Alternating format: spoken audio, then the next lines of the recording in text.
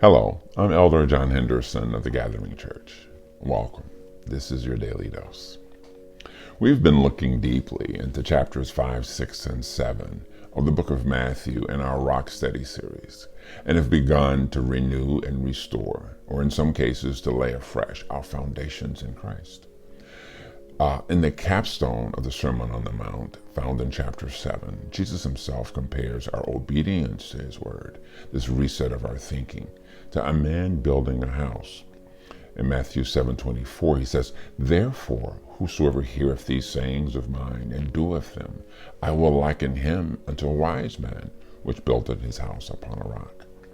We're now considering wisdom principles to build or reset the key pillars of our lives.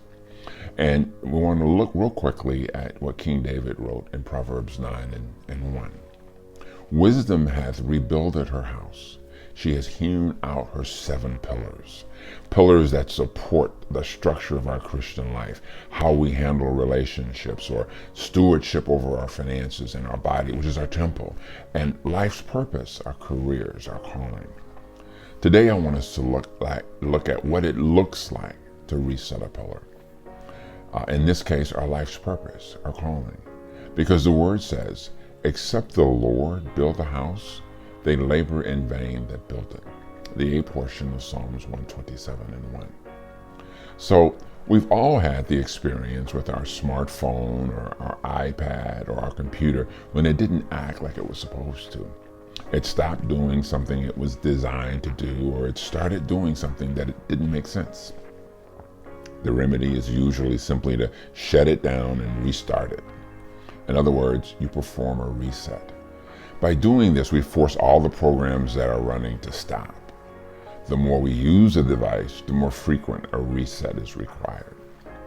This is true of our lives, our careers, and our calling as well. Over time, the weight of life causes us to become misaligned or inaccurate, so a restart is required. I found this to be true in my life. Sometimes God encourages us to press the reset button, and other times he hits it without our permission. I've seen things in myself that were unhelpful or unhealthy or uncharacteristic. While this is not new for me, it has been more acute lately as we've endured the trials of these turbulent times. And in some ways, I felt like I've not been functioning properly or living out who God has made me to be. Certainly, to utter the words, "I think I need a reset," can be scary. But what if? What if God, in all of his sovereignty, leads us to those vulnerable places? What if all along he has been allowing us to run out of steam so that we will finally stop? What if a reset is exactly what we need, and what does that really mean?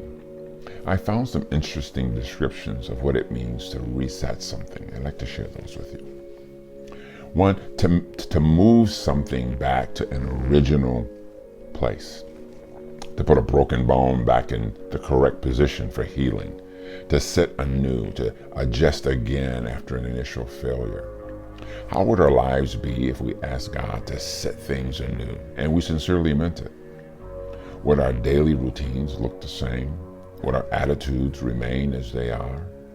If God has initiated a reset in your life and calling, be assured that he knows what he's after, and trust his reset. The key is trusting God. Trusting God is to know him, to know his character and his heart, to know that he is competent and that he has our best interest in mind. A word of encouragement.